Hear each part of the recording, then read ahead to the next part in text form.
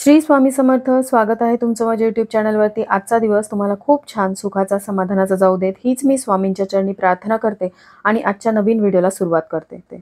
28 डिसेंबर 2023 रोजी आहे या वर्षीचा शेवटचा गुरुपुष्यामृत योग. त्याचबरोबर यावर्षी मार्गशीर्ष महिन्यामध्ये आलेला हा गुरुपुष्य नक्षत्र आहे. त्यामुळे या दिवसाला अनन्यसाधारण असं महत्त्व प्राप्त झालेलं आहे. पुष्य नक्षत्र जर गुरुवारी आलं तर गुरुपुष्य नक्षत्र तयार होतं आणि हा खूप दुर्मिळ असा योग आहे आणि लक्ष्मी प्राप्तीचा योग आहे. त्यासाठीच लोक या दिवशी गुंजभर का होईना सोनं खरेदी करतात, कारण या दिवशी खरेदी केलेलं सोनं तुम्हाला कधीही विकण्याची वेळ येत नाही. त्याचबरोबर गुरुपुष्यामृत योगावरती चांदीची निरांजनी खरेदी करण्याला सुद्धा अत्यंत महत्त्व आहे. स्वामी समर्थ केंद्रानुसार या दिवशीपासून तुम्ही 12 फुलवातीच्या लक्ष्मी प्राप्तीच्या सेवेला सुरुवात करू शकता. गुरुपुष्य नक्षत्र हा खूप शुभ दिवस मानला जातो, त्यामुळे याच दिवशीपासूनच तुम्हाला ही सेवा सुरू करायची असते. इतर दिवशी ही तुम्ही सेवा करू शकत नाही. तर आजच्या या व्हिडिओमध्ये 12 फुलवातींची अतिशय प्रभावी अशी सेवा तुम्हाला गुरुपुष्यामृत नक्षत्रापासून कशा प्रकारे करायची आहे आणि जर मध्येच तुम्हाला काही अडचण आली, सूतक, मासिक धर्म किंवा अचानक प्रवास करावा लागला, अशा वेळेस ती सेवा खंडित होते का किंवा ती सेवा परत पूर्वीपासून सुरू करावी लागेल का आणि त्या काजळीचं तुम्हाला काय करायचं आहे, ते विसर्जित करायचं आहे का तसंच ठेवायचं आहे, ह्या सगळ्या प्रश्नांची उत्तरं मी तुम्हाला आजच्या व्हिडिओमध्ये देणार आहे. त्यामुळे व्हिडिओ स्किप न करता शेवटपर्यंत बघत राहा. तर ही सेवा तुम्हाला गुरुपुष्यामृत पासून सुरू करायची आहे. 28 डिसेंबर 2023 रोजी गुरुपुष्यामृत नक्षत्र योग आहे. पण हा योग जो आहे तो उशिरा रात्री 1:03 सुरू होणार आहे आणि तो सकाळी 6:53 असणार आहे. त्यामुळे ही सेवा जी तुम्हाला सुरू करायची आहे ती त्याच वेळेमध्ये सुरू करावी लागेल. एकतर उशिरा रात्री तुम्ही 1 पासून सुरू करू शकता किंवा तुम्ही पहाटे 5 वाजता सुरू करू शकता. सकाळी देवपूजा वगैरे करून घ्या आणि ही सेवा तुम्हाला जोपर्यंत हे नक्षत्र आहे त्याच वेळेमध्ये करायची आहे. त्यामुळे सकाळी 6च्या आत तुम्ही ही सेवा करून घ्या. तर बघा, गुरुवारी उशिरा रात्री 1:03 हा योग तयार होणार आहे, जो लक्ष्मी प्राप्तीचा योग आहे. त्यामुळे जी सेवा आपल्याला करायची आहे ती आपल्याला त्याच वेळेत करायची, म्हणजे रात्री 1:03 पासून ते सकाळी 6:53 म्हणजे शुक्रवार हा दिवस सुरू होणार असला तरी देखील सोनं मात्र तुम्हाला गुरुवारी खरेदी करायचं आहे. दिवसभरामध्ये सोनं कधीही खरेदी करून घ्या. मात्र जी सेवा आपल्याला लक्ष्मी प्राप्तीसाठी करायची असते ती पुष्य नक्षत्राच्या त्या वेळेतच, ठराविक वेळेतच करायची असते. त्यामुळे 1:03 पासून ते पहाटे 6:53 तुम्हाला ही सेवा करायची आहे. तर बघा, 24 दिवसांची ही सेवा आहे. पहिल्या दिवशी तुम्हाला ठरलेल्या वेळेत करायची आहे. दुसऱ्या दिवशीपासून एक वेळ निश्चित करून घ्या. असं नाही की एक दिवस तुम्ही सकाळी केली, एक दिवस संध्याकाळी केली, असं चालणार नाही. तुम्हाला एक वेळ निश्चित करून ही सेवा करावी लागेल आणि या सेवेसाठी एकच निरांजनी तुम्हाला वापरावी लागेल. तर ही सेवा आपल्याला चढत्या आणि उतरत्या क्रमाने करायची आहे. तर 12 फुलवाती चढत्या क्रमाने आणि 12 फुलवाती आपल्याला उतरत्या क्रमाने रोज लावायच्या आहेत. तर पहिल्या दिवशी 1, दुसऱ्या दिवशी 2, तिसऱ्या दिवशी 3, चौथ्या दिवशी 4, त्यानंतर 5व्या दिवशी 5 फुलवाती, अशा तुम्हाला एक एक फुलवाती वाढवत न्यायच्या आहेत. त्यानंतर 5व्या दिवशी 5, 6व्या दिवशी 6, 7व्या दिवशी 7 फुलवाती.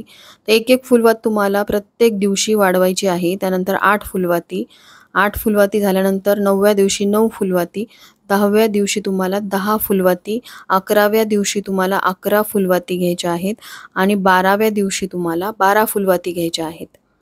तर अशा प्रकारे चढत्या क्रमाने ही तुमची 12 दिवसांची सेवा होईल. पण त्यानंतर अजून तुम्हाला 12 दिवस करायची, म्हणजे टोटल तुम्हाला 24 दिवस सेवा करायची. आता आपण चढत्या क्रमाने या फुलवातींची सेवा केलेली आहे. त्यानंतर 13व्या दिवशीपासून आपल्याला उतरत्या क्रमाने ही सेवा करायची आहे. म्हणजेच आपण चढत्या क्रमाने करत असताना एक एक फुलवात वाढवली होती आणि जेव्हा आपण उतरत्या क्रमाने ही सेवा करणार आहोत, म्हणजेच 13व्या दिवशी आपल्याला 12 फुलवाती घ्यायच्या आहेत. 14व्या दिवशी आपल्याला यातली एक फुलवात कमी करायची, म्हणजे 11 फुलवाती घ्यायच्यात. त्यानंतर अजून एक फुलवात कमी करायची, म्हणजेच 10 फुलवाती घ्यायच्या आहेत. अजून एक कमी करायची, 9, 8, 7, 6, 5, 4, 3, 2, 1 असं करत करत एक एक फुलवात कमी करायची आणि 24व्या दिवशी परत एकाच फुलवातीवरती आपल्याला यायचं आहे. तर अशा प्रकारे चढत्या आणि उतरत्या क्रमाने आपल्याला ही फुलवातींची सेवा करायची आहे. तर चढत्या क्रमाने ही सेवा करत असताना एका फुलवातीपासून सुरुवात करायची, एक एक फुलवात वाढवत न्यायची. 12व्या दिवशीपर्यंत 12 फुलवाती लावायच्या. 13व्या दिवशी 12 फुलवातीपासून सुरुवात करायची, एक एक फुलवात कमी करत करत 24व्या दिवशी एका फुलवातीवरती यायचं आणि ही सेवा जी आहे ती पूर्ण करायची आहे. कोणतीही सेवा करत असताना ती संकल्पाशिवाय पूर्ण होत नाही. तुमच्या इच्छित कार्यासाठी तुम्ही ही सेवा करणार आहात, त्यासाठी संकल्प करायचा आणि सेवेला सुरुवात करायची. संकल्प कसा करायचा आहे हा व्हिडिओ माझ्या चॅनलवरती आहे. तुम्ही तो बघितला नसेल तर वरती आय बटनमध्ये मी त्याची लिंक देईल, तिथून तो तुम्ही बघू शकता.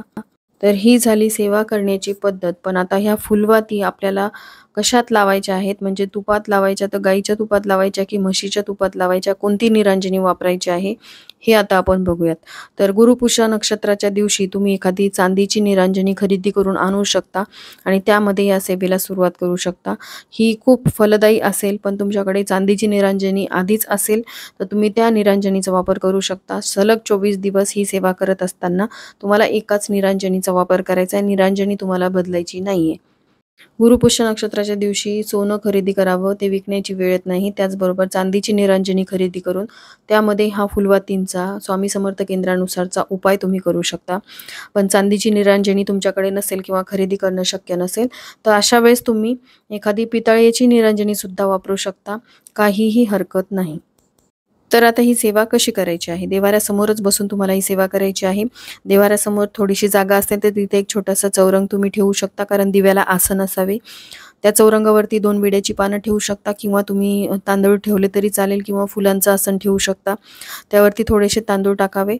तांदूळ कधीही पांढरे असू नयेत, हळदी कुंकू वाहिलेले असावेत. त्यानंतर त्यावरती आपल्याला निरांजनी ठेवायची आहे आणि या निरांजनीमध्ये आपल्याला ही सेवा आता सुरू करायची आहे.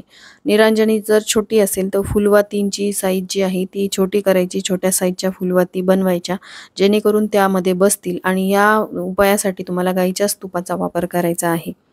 कारण गुरुपुष्य नक्षत्राचं शुभ चिन्ह हे गाईचं स्तन आहे, त्यासाठी तुम्हाला गाईच्याच तुपाचा वापर करायचा आहे. म्हशीचं तूप चालणार नाही. तर पहिल्या दिवशी तुम्हाला एकच फुलवात लावायची आहे, तर ती तुपामध्ये भिजून घ्यायची. पुरेल असं तूप त्यामध्ये घालायचं. वरती कुंकू लावून घ्यायचं आहे. फुलवात कधीही तशी ठेवू नये. फुलवात जोडवात जेही काही असेल त्याला आपण कुंकू लावत असतो. त्यानंतर या दिव्याची सुद्धा पंचोपचारे पूजा करावी. कारण या दिव्यावरती आपण लक्ष्मी प्राप्तीची सेवा करणार आहोत, त्यासाठी या दिव्याची सुद्धा पंचोपचारे पूजा करावी. गंध, अक्षत, फूल वाहून घ्यावे, धूप दीप दाखवावा आणि त्यानंतरच सेवेला सुरुवात करावी. तर दिव्याची पंचोपचारे पूजा झाल्यानंतर आपल्याला सेवेला सुरुवात करायची आहे. तर कोणकोणत्या सेवा करायच्या आहेत? सगळ्यात आधी आपल्याला व्यंकटेश स्तोत्र म्हणायचं आहे 1 वेळा. त्यानंतर श्री सुक्तम म्हणायचे फलश्रुती सहित 1 वेळा आणि त्यानंतर 16 वेळा तुम्हाला विष्णू गायत्री मंत्र म्हणायचा आहे. ओम नारायणाय विद्महे वासुदेवाय धीमहि तन्नो विष्णू प्रचोदयात. हा मंत्र विष्णू गायत्री मंत्र आहे, हा 16 वेळा म्हणायचा आहे. त्यानंतर लक्ष्मी गायत्री मंत्र म्हणायचा आहे. ओम महालक्ष्मीच्या विद्महे विष्णुपत्नीच्या धीमहि तन्नो लक्ष्मी प्रचोदयात. हा मंत्र आपल्याला 16 वेळा म्हणायचा आहे. 16 वेळा आपल्याला कुबेर मंत्र म्हणायचा आहे. ओम श्रीम ह्रीम क्लीम श्रीम क्लीम वित्तेश्वराय नमः हा कुबेर मंत्र आहे. हा 16 वेळा म्हणायचा आहे आणि हा मंत्र जो आहे नित्यसेवा स्तोत्र मंत्र या पोथीमध्ये दिलेला आहे. त्यानंतर तुम्हाला 16 वेळा नवार्णव मंत्र म्हणायचा आहे. म्हणजेच 1 वेळा व्यंकटेश स्तोत्र, 1 वेळा श्री सुक्तम फलश्रुती सहित, 16 वेळा विष्णू गायत्री मंत्र, 16 वेळा लक्ष्मी गायत्री मंत्र आणि 16 वेळा तुम्हाला कुबेर मंत्र म्हणायचा आहे आणि 16 वेळा तुम्हाला नवार्णव मंत्र म्हणायचा आहे. तर ही सेवा तुम्हाला फुलवात लावल्यानंतर करायची आहे आणि फुलवातीमध्ये पुरेसं तूप असलं पाहिजे. फुलवात विझली नाही पाहिजे एवढी काळजी तुम्हाला घ्यायची आहे. आणि त्यानंतर तुम्हाला सगळ्यात शेवटी 1 माळ श्री स्वामी समर्थ या षडाक्षरी मंत्राचा जप करायचा आहे. कारण आपल्याला गुरूंची सेवा सुद्धा या दिवशी करायची आहे. फुलवातींची सेवा करत असताना गुरूंना विसरायचं नाही, कारण गुरु कोपले तर देव सुद्धा माफ करत नाहीत. त्यासाठीच आपल्याला 1 माळ आपल्या गुरूंची सेवा करायची आहे. दुसऱ्या दिवशी ही निरांजनी स्वच्छ धुवून घ्यायची आणि त्यानंतर ज्यावेळेस तुम्ही हा उपाय करणार आहात त्यावेळेस हीच निरांजनी प्रत्येक वेळी तुम्हाला वापरायची आहे. आता पहिल्या दिवशी आपण 1 फुलवात लावली होती, दुसऱ्या दिवशी 2 फुलवाती एकमेकींना जोडून घ्यायच्या, तुपात भिजवून घ्यायच्या, पुरेसं तूप त्यामध्ये टाकायचं आणि सांगितलेली सेवा करायची आहे.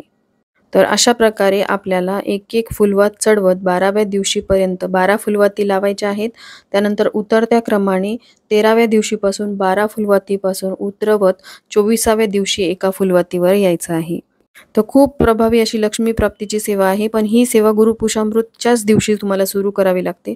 मध्ये काही अडचणी आल्या तर तुम्ही ते दिवस स्किप करू शकता, पण सुरुवात ही तुम्हाला गुरुपुषामृत योगावरतीच करावी लागते. पण तुमची अडचण असेल आणि तुमच्या आर्थिक समस्या असतील तर तुम्ही तुमच्या पतीकडून ही सेवा करून घेऊ शकता किंवा तुमच्या घरामध्ये तुमच्या सासूबाई असतील तर त्यांच्याकडून ही सेवा तुम्ही करून घेऊ शकता. पण घरातील ज्या व्यक्तीने या सेवेला सुरुवात केलेली आहे, त्याच व्यक्तीला ही सेवा पूर्ण करावी लागते, एवढं लक्षात ठेवायचं. रोज आपण हा फुलवातींचा उपाय करणार आहोत. ही सेवा करत असताना संपूर्ण फुलवात जळत नाही, काजळी शिल्लक राहते. तर त्या काजळीचं काय करायचं आहे, तर ती काजळी जी आहे ती तुम्हाला एका छोट्याशा डबीमध्ये भरून ठेवायची आहे. तुम्हाला लगेचच ती फेकून द्यायची नाही, कारण या फुलवातींवर आपण सेवा केलेली आहे, त्यांना अभिमंत्रित केलेलं आहे. त्यासाठी तुम्हाला या फुलवाती जमा करून ठेवायच्या आहेत आणि 24 दिवसांची सेवा झाल्यानंतर 25व्या दिवशी तुम्ही या फुलवाती निर्माल्यामध्ये टाकून देऊ शकता.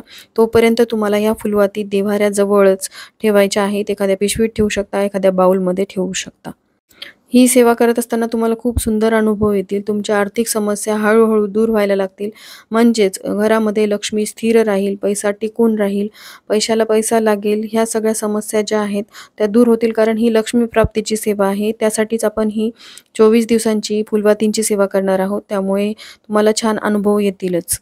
तर अतिशय प्रभावी अशी लक्ष्मी प्राप्तीची 12 फुलवातींची सेवा तुम्ही आवर्जून करा, कारण गुरुपुष्य नक्षत्र हा दुर्मिळ योग आहे. ही सेवा आपल्या आर्थिक समस्यांसोबतच आपल्या घरामध्ये असलेली नकारात्मकता घालवण्यासाठी सुद्धा अतिशय प्रभावी हा उपाय आहे.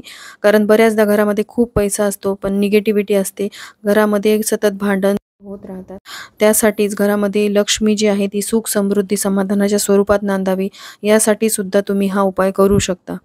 तर मैत्रिणींनो, हा होता आजचा व्हिडिओ. 12 फुलवातींची अतिशय प्रभावी अशी सेवा गुरुपुष्य नक्षत्रापासून कशाप्रकारे सुरू करायची, त्या वाती कशा लावायच्या, त्याचबरोबर त्या वाती जळाल्यानंतर त्या काजळीचं काय करायचं, हे सगळं डिटेलमध्ये मी तुमच्यासोबत शेअर केलं. अजून तुमच्या काही शंका असतील तर तुम्ही मला कमेंट करून विचारू शकता. आजचा हा व्हिडिओ मी इथंच एंड करते. व्हिडिओ थोडा जरी आवडला असेल तर लाईक, शेअर, सबस्क्राईब करा. भेटूयात अशाच एका नवीन व्हिडिओसोबत. तोपर्यंत सर्वांना श्री स्वामी समर्थ.